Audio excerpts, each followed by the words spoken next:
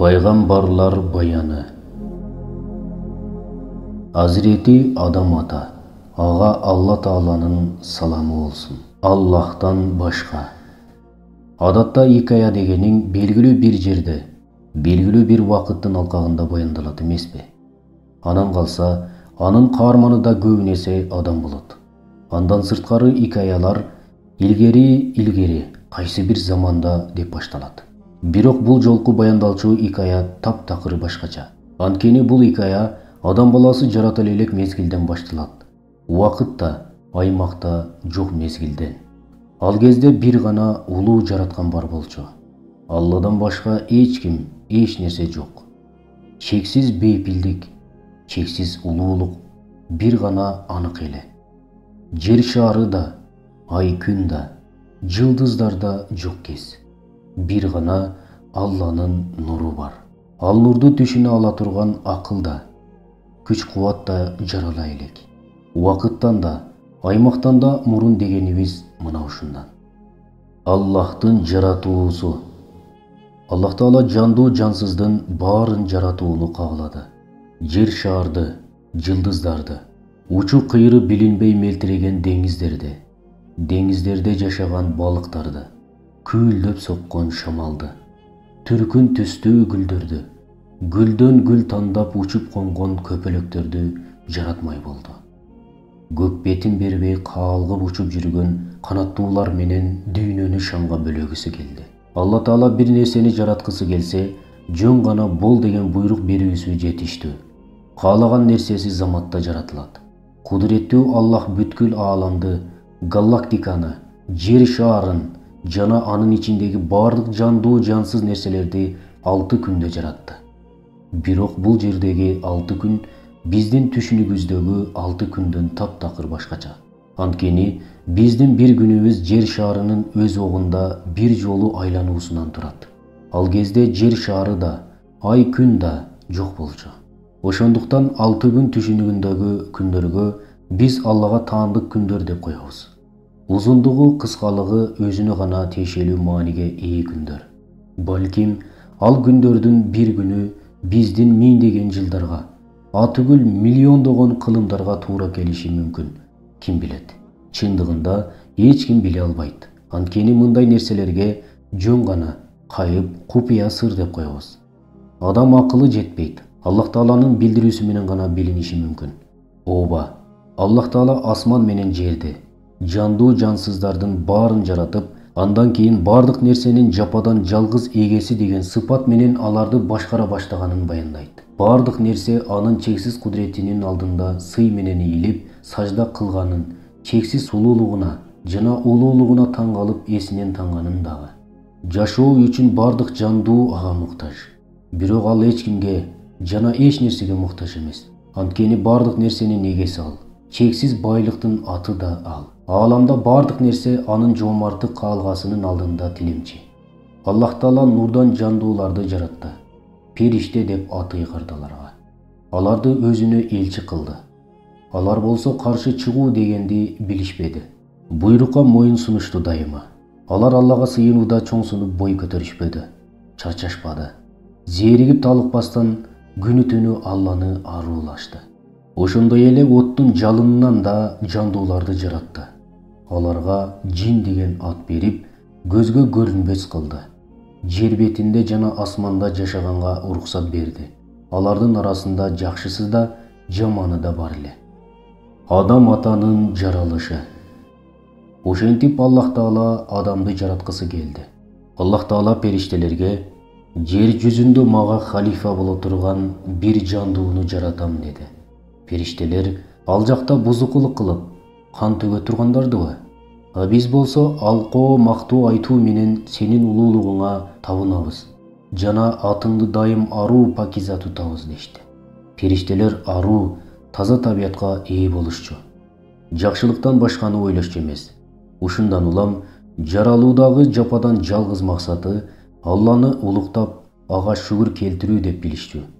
Алардын билишкени ушул эле. Ар кандай түрдөгү жандуулардын жаратылышындагы сырды билишкен.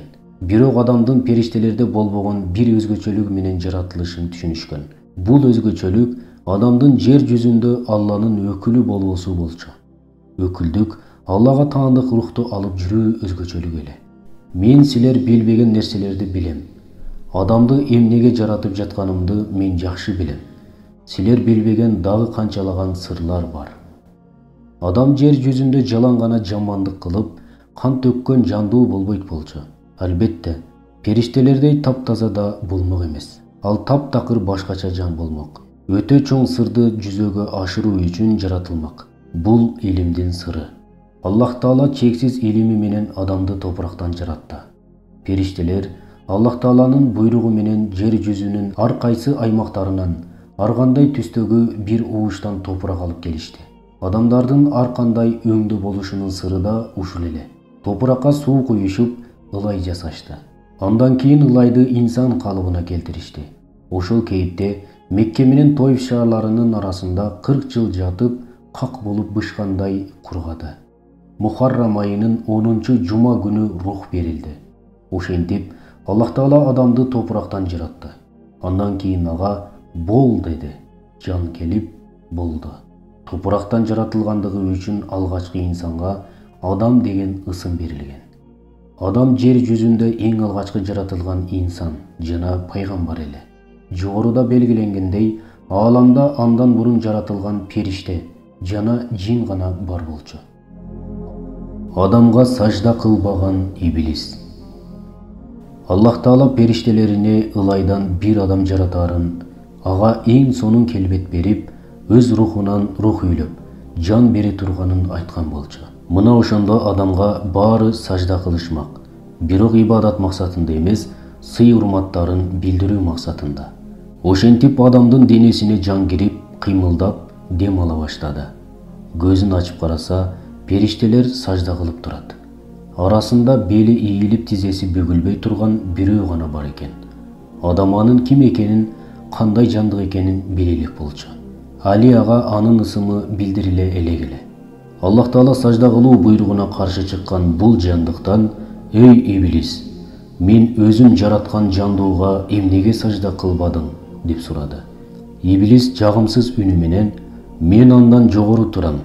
Аны ылайдан, мени оттон жараттың" деди. Аллах Таала иблиске: "Кет бул жерден. Сен куулдуң, сурак күнүнө чейин наалатта калдың" деп өкүм чыгарды. Шайтан периште эмес эле. Ал оттон жаратылган жиндерден эле. Бирок буга чейинки жеткен улуулугу менен периштелердин арасына кошулуп, периштелердин даражасына жеткен. Адамга сажда кылуу буйругуна чейин куру намысына тие тургандай буйрук болгон эмес, сыналгандай эмес болчу. Адамга сажда кылуу буйругу анын текеберлик сезимине каршы келип, тизе бүгүүдөн баш тартты. Ошентип Алланын мээриминен куулган, ырайымынан куру калган шайтан адамдар кайра тириле турган күнгө чейин Аллахтан мөөнөт сурады. Иблис адамдар кайрадан тириле турган күнгө чейин убакыт берилсе, өлүмдөн кутулам деп ойлоду. Бирок кайра тирилүүдөн кийин өлүм жок экенин билген эмес. Аллах Таала шайтандын өлбөстүк арзуусуна белгилүү убакытка чейин деген шарт менен жооп берип: "Сен мөөнөт берилгендерденсиң" деди. Ошондо шайтан: "Жер жүзүндө жамандыктарды аларга жакшы кылып көрсөтөм. Өзүңө берилгендерден сырткары баарын азгырам, адаштырам" деп кекенди. Бирок Аллах Таала шайтандын азгыруу амалын чектеп койду. Чындыгында, адашып сени ээрчигендер гана болбосо, менин пенделериме сен бийлик кыла албайсың. Ооба, оюнда, ишинде, кулк мүнөзүндө шайтанга каршы турган пенделер Алланын кулу деген сыпатты сактап калышмак. Адам атанын алгачкы таанышуусу. Азирети Адам айланасындагы окуяларга таң калып, жүрөгү түрдүү сезимдер менен толкуп жатты. Сүйүү, коркуу, таң калуу. Өзүн жаратып, жандуулардын арасында өзгөчө орунга койгон Аллага карата чексиз сүйүү. Иблисти мээриминен кубалаган Кудайдын каарынан коркуу, өзүнө карата кек, душмандык сактаган, текеберленем, бой көтөрөм деп түрдүү балейге туш болгон Иблистин абалына таң калуу. Көзүн ачып-ачпай жатып таанышкан, Алланын мээриминен куулган Иблис бул жамандыктын, ал эми периштелер жакшылыктын эң белгиси болчу. Ал эми өзүчү, өзү ким эле? Бул тууралуу али эч нерсе биле элеккес. Аллах Таала эң оболу ага жаратылышындагы сырды, турпатындагы купуялуулукту, башка жандуулардан эмнеге жогору коюлгандыгын билдирди. Бардык нерсенин аты жана пайдасы айтылды. Жок, бардык нерсенин аты деп гана коюу болбос. Ар бир нерсенин атынын артында чоң илим бар эмеспи? Адамды башка жандуулардан жогору кылган өзгөчөлүк да мына ошол илимге ээ болуусу эле. Бирок бою жана жашы так айтылбады. Обо эне. Hazreti Adam aleyhissalam bilgen nerselерин периштелер менен бөлүшүп, алар менен сырдашчу. Бирок периштелер убакыттарын дээрлик ибадат менен өткөрүшөр эле. Ушундан улам Hazreti Adam негедир жалгызсырай баштайт. Күндөрдүн биринде уктап турган соң жанында бир супсулуу аял заты турганын көрөт. Hazreti Adam ата: "Мен уктаган кезде жок болчусуң" дейт. Обо эне: "Туура, жок болчумун." "Мен уктап жатканда келдиңби?" "Ооба." "Кайдан келдиң?" Анда обо эне: "Сенден, сенин өзүңдөн. Сен уктап жатканыңда Аллах мени сенин көкүрөгүңдөн же сол кабыргаңдан жаратты. Деги Алла сени эмнеге жаратты? Жалгыздыгыңды билдирбеш үчүн, үйүр алып, сени бактылуу кылыш үчүн. Кудайга миң мертебе шүгүр. Чындыгында өзүмдү абдан жалгыз сезип жаткам." Периштелер Hazreti Адамдан аялдын ысымын сурашты. "Обо" деп жооп берди ал. "Эмне үчүн обо?" "Себеби ал менин денемден жаратылды. Ал менин бир бөлүгүм." Обо оболоп жашоо тартуулаган жандуу инсан дегенди билдирет. Аллах Таала Hazreti Адам ата менен обо энеге кайрылып: "Эй Адам, сен жубайың менен бейишке жайгашып, ал жерден каалаган нерсеңерди жей бергиле. Бир гана ушул даракка жолобогула, антпесе залым болуп каласыңар." Экөөнүн никесин кыйып бейишти тартуу кылды. Кол кармашып чогуу киришти бейишке. Ал жакта жашоолорунун эң рахаттуу көз ирмемдерин жашашты жана эң аянычтуу сыноон өткөрүштү. Бейиштеги бактылуу көз ирмемдер. Кээде түшүбүздө жакшы нерселерди көрүп, өңүбүздө да дал ошондой болушун эңсейбиз. Чыныгы жашообузда ошондой болсо, куштай калгып уччудай болуп кубанабыз. Бейиште да түштөр чындыкка айланат. Ал тургай эч мүмкүн болбогондору да. Болушун каалаган бардык нерсе кыялданып баштаганда эле даяр болуп калат. Анткени бейиш бул түбөлүккө жаркырай турчу нурдун, аңгыган жыттын, өтө мыкты курулган кооз сарайлардын, шаркырап аккан өзөн суулардын, бышкан мөмөлөрдүн, табигый көк шибердин, сүйүнүчтүн, салкындыктын, аруулуктун конушу. Ушунчалык көз жоосун алып, кыялдар чындыкка айланган сулуулуктун ичинде обо эне менен Адам ата чыныгы бактылуулуктун даамын татып, жан дүйнөсү толкуп турду. Адам ата жалгыз эмес. Обо эне менен бирге саякатка чыгып, сырдашып, чыныгы мааниде бейпилдикти жашады. Бейиш бактарынын бутактарына конуп алган булбулдардын сайраганын, кубулжуп аккан суулардын таспих шыбырларын угуп, кайгы, кыйынчылык деген эмне экени оюна да келбей, бейиштен аң-таң калтырган обонуна магдырап, өздөрүн жоготчудай рахатка батып, жаратканга шүгүр келтиришчү. Шайтандын азгырыгы. Аллах Таала аларга бейиштин бардык жериндеги бардык нерседен пайдаланууга уруксат берди. Бирок бир даракка гана тыюу салды. Аларга: "Эч качан бул даракка жакындабагыла, болбосо өзүңөр жамандык кылган болосуңар" деди. Hazreti Адам ата менен обо эне тыюу салынган даракка жакын жолобош керек экенин жакшы билишчү. Бирок Hazreti Адам ата инсан эле. Билген нерсесин унутуп коюшу толук мүмкүн болчу. Иблис адамдын пенделигиндеги алсыз жактарынан пайдаланып, ичиндеги кек, душмандык оту менен ага багыт алды. Күн сайын жамандыкка чакырып, кулагына шыбырап, акырын адаштырууга аракет жасай берди. Эмне үчүн бул даракка жакындоого тыюу салынганын билесиңби? Анткени бул дарак өлбөстүктүн дарагы. Анын мөмөсүнөн жеген өлбөс болот. Түбөлүк периштеге айланат. Күндөр өтүп жатты. Барган сайын Адам ата менен обо эне тыюу салынган дарак тууралуу көбүрөөк ойлонушту болушту. Акыры бир күнү алар дарактын мөмөсүнөн жейбиз деген чечимге келишти. Иблис өздөрүнүн эң жаман душман экенин унутушту. Адам ата дарактын бутагынан кармап, мөмөсүн үзүп обо энеге узатты. Оболу обо эне Андан кейін адам ата ооз тийди. Адам ата тыюу салынган дарактын мөмөсүнөн ооз тиери менен жүрөгү кысылып, жан дүйнөсү алай дүлөй болуп жатып калды. Заматта кайгы муңга чөмүлүп, кабагын кара булут каптады. Заматта айлана чөйрөсүндөгү кооздуктун өңү өчүп, көңүлүндө жаңырып турган жагымдуу ыргак токтоду. Бир караса эле үстүндө кийими жок, жипчалаңач турат. Жубайы да ошондой. Уялганынан дарактардын жалбырактарынан үзүп алып, уяттуу жерлерин жапканга аракет кылышты. Аңгыча: "Мен силерди ал дарактан тыйбадым беле? Шайтан силердин эң жаман душманыңар экенин айтпадым беле?" деген үн угулду. Жер бетиндеги машакаттуу турмуш. Ошентип Аллах Таала Азирети Адам атаны жубайы менен бейиштен чыгарууга буйрук берди. Адам ата арман кылып сыздады. Обоюну кайгы муңга чөмүлүп ыйлады. Азирети Адам атаны периштелер Индиянын түштүк тарабындагы Цейлон аралына, тагыраагы Шри-Ланка, ал эми обо энебизди болсо Кызыл деңиздин жээгиндеги азыркы Жидда шаары турган аймакка түшүрүштү. О жараткан эгебиз, өзүбүзгө өзүбүз жамандык кылдык. Бизди кечирип, мээримиңди төкпөсөң, биз бардык нерсебизден кол жууган болобуз, деп жалдыраштылар.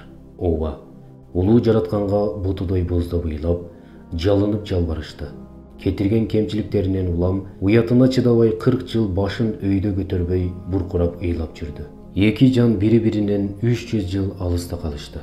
Акырында Аллах Таала алардын чын дилден кылган тооболорун кабыл алып, кечирди. Ажыга келүүлөрү буйрулду. Анткени Аллах тообону кабыл алуучу мээримдүү зат. Азирети Адам ата Арафат тоосунда обо эне менен жолукту. Арафат тоосунда жолугушкан Адам ата менен обо эне жараткандын буйругу менен азыркы Мекке шаары турган жерди мекендеп калышты. Ушундан тартып мындан кийин бейиште эмес, жер бетинде жашай турган болушту. Ушул жерде жашап, ушул жерде көз жумуп, кыямат күнү келгенде кайрадан тирилишмек. Мына ошентип бул дүйнөнүн жашоосу башталды. Жер бетинде тынбай эмгектенүү, бүтпөгөн кыйынчылыктар. Азирети Адам ата бейиштен чыгуу бул ыңгайлуу, бейпил, эч кандай кыйынчылыксыз эле алдыңа келген ырыскылар менен коштошуу экенин да түшүнгөн. Экөө жаратканга жалбарып: "О жараткан эгебиз, эгер бизге салих перзент тартууласаң, шүгүр келтиргендерден болобуз", деп дуа кылышты. Аллах Тааланын кудурети менен обо энебиздин боюна бүтүп, ай күнүнө жеткенде алманчоктой уул кыздарды төрөдү. Баса, бул жерде бейиштегидей заңгыраган сарайлар да жок эле. Башпаанек кыла турган үйлөрүн да өз колдору менен жасашмак. Азык түлүк таап, кара курсакты тойгузуу үчүн эгин эгип, жер иштетүүлөрү зарыл эле. Денесин жабуу үчүн кийим тигип, жырткыч айбандардан коргонуу үчүн курал-жарак камдашты. Баарынан маанилүүсү иблистин душмандыгын, аны менен күрөшүүнү жадынан чыгарбашы керек болчу. Анткени бейиштен чыгарылышынын эң негизги себепчиси ошол эмеспи? Наалатка калгыр иблис ошону менен эле тыйылып калса гана. Жок, ал кыяматка чейин тыным албай душмандык кылам деп ант ичкен. Ошондуктан өзүнө да, балдарына да жаман нерселерди шыбырап, Аллага каршы чыгууга тукура бермекчи. Ооба, жакшылык менен жамандыктын ортосундагы күрөш тыным албай улана берет тура. Ким Аллах белгилеген жолдо жолун уланта берсе, кайгырбайт да, арман да кылбайт, коркпойт дагы. Ким Аллага каршы чыгып, оттон жаратылган иблистин жолуна түшсө, акырында иблиске кошулуп отто азап тартат. Арине, бул абалдан өзгөрбөс чындык эле. Адам жер бетинде жашай баштагандан тартып, башына түшкөн кыйынчылыктар менен кошо ушунун баарын түшүндү.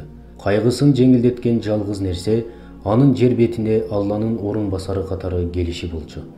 Кожоюн ал эле. Дүйнөнүн топурагын иштетип, үйлөрдү куруп, шаарларды салмак. Бапырап бала чакалуу болмок. Балдары укум тукуму көбөйүп, жашоого багыт берип, жакшылыктарга толмок. Жашоо бул сыноо, дүйнө болсо сынала турган жай. Адам ата бала бакыралуу болду. Небере күттү. Балдарын Аллага кулдук кылууга үндөп, иблистин азгырыгына алданбоого чакырды.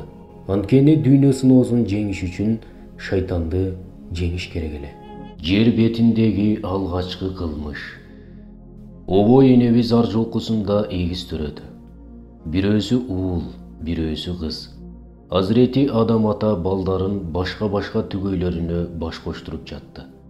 Бирок риваяттарда айтылганы боюнча Кабыл аттуу уулу өзүнүн түгөйү менен баш кошууну каалады. Чынында ал кыз Адам атанын Абыл аттуу уулуна берилмек. Бирок Кабыл эч нерсеге карабай көшөрүп туруп алды. Ошондо айласы кеткен Азирети Адам ата экөөнө тең Аллага арнап курбандык чалууларын талап кылды. Кимисинин курбандыгы кабыл алынса, аталган кыз ошол менен баш кошоорун айтты. Абыл мал чарбачылыгы менен алектенгендиктен анын короо койлору бар эле. Курбандык үчүн койлорунун арасынан эң семиз чоң кочкорду тандады. Кабыл болсо дыйканчылык менен шугулдангандыктан жакшы жетилбей, курушуп калган бир таңгак буудайды алды. Албетте, Аллах Таала Абылдын курбандыгын кабыл алды. Бул көрүнүштү шайтан жаздым кетирген жок.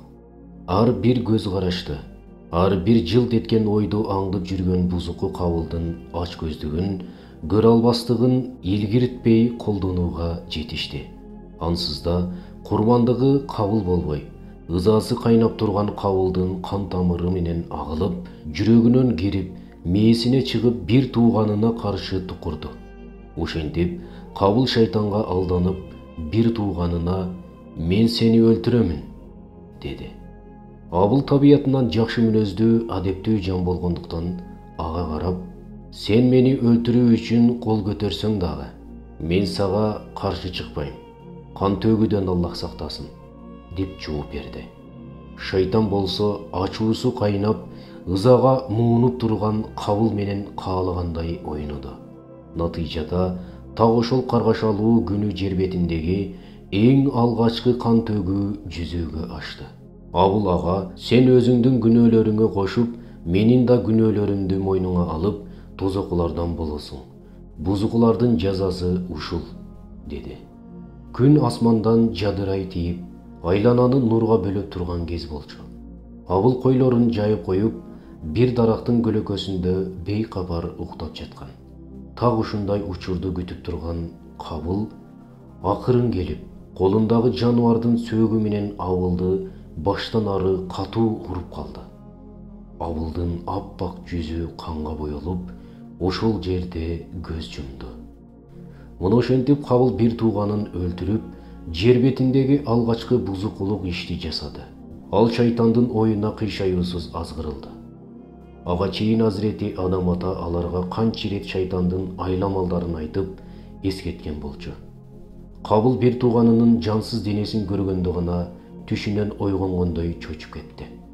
Бир саам нес болуп турган соң кыймылдабай жаткан бир тууганын тургузмай болду. Бирок эч-ак жаны чыгып кеткен неме турмак беле. Болор иш болуп, байоосу канып калган эмеспи? Миң жолу аракет кылса да оңолбой турган каталык кылганын Кабыл ошондо гана түшүндү. Эми ал шашкалактап, ордуна тура албай калды. Деги бул жансыз денени кайда, кантип жашырат? Так ошол маалда анын көзүнө бир карганын тумшугу менен жер чукуп, өлүп калган башка карганы көмүп жатканын көрдү. Кабыл ошондо гана "Жерге киргир, ушул каргачалыкта боло албадым" деп эсине келип, ошол жерге кабыр казып, бир тууганын сөөгүн жашыра салып, алыс жактарга качып кетти. Ааламга келген акыркы пайгамбар Мухаммад саллаллаху алейхи вассалам сахабалар менен баарлашып олтуруп, жер бетиндеги алгачкы кан төгүүнү эстеп, төмөнкү сөздөрүн айтат. Жер жүзүндө жасалган ар бир жаман иштин күнөөсү ошол бойдон Кабылдын дептерине жазыла берет. Анткени дүйнөдө алгачкы кан төгүүнү Кабыл баштаган. Азирети Адам ата бул жаман ишти укканда абдан кайгырды. Канчалык эскерткенине карабай, бир баласы шайтанга азгырылып, бул дүйнөдөгү сыноодон кулады. Ооба, жашоонун маани маңызы да ушул колдон чыккан бейишке кайрадан кайтуу үчүн акыр аягына чейин шайтан менен күрөшүү. Акыркы сапар. Күндөр апталарды, апталар айларды, айлар жылдарды кубалап убакыт өтө берди. Бир күнү кайдан жайдан катуу шамал башталды. Азирети Адам ата өз колу менен тиккен дарактын жалбырактары жерге күбүлдү. Бутактары жерге тийчүүдөй ийилип, салаалап, бышып турган мөмөлөрү топулдап түшүп жатты. Аңгыча катуу шамалга туруштук бере албай, карыган дарак тамыры менен оодарылып кулап калды. Бечара дарактын бутактарынан шаркыраган суу агып, буркурап, ыйлап жиберди. Нечендеген жылдардан бери турган карт дарак кайгыга батты. Алсыз бутактары, үлбүрөгөн жалбырактары күйүттүү шуулдады.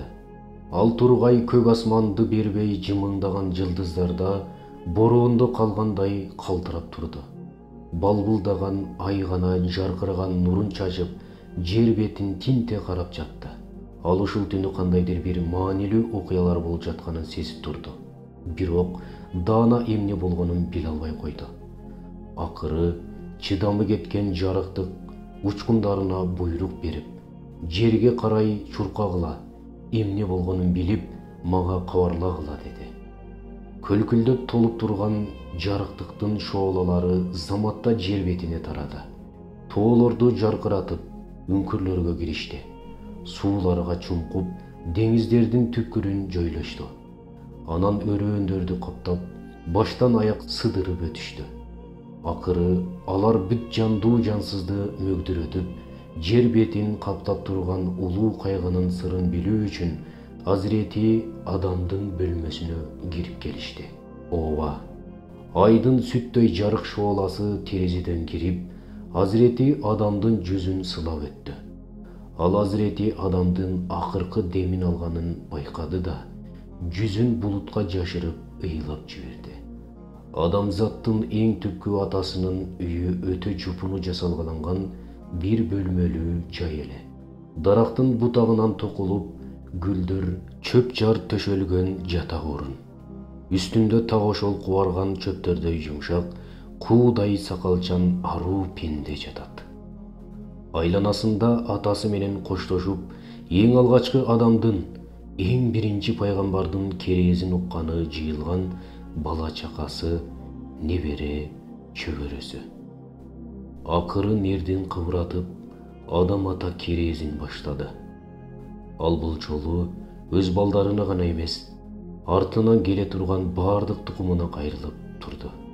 Бүткүл адамзатты сактап кала турган жападан жалгыз кеме бар.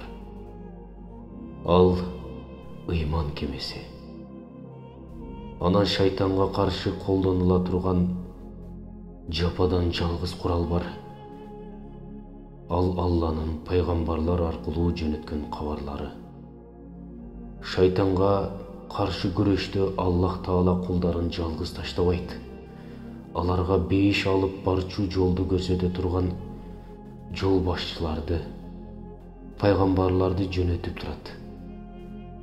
Балким, ысымдары ар башка, мужизалары ар башка, ар кандай, өзгөчөлүктөрү да бөлөк-бөлөк болушу мүмкүн. Бирок анын баары бир гана нерсенин айланасында биригишет. Ал жалгыз Аллага кулдук кылуу.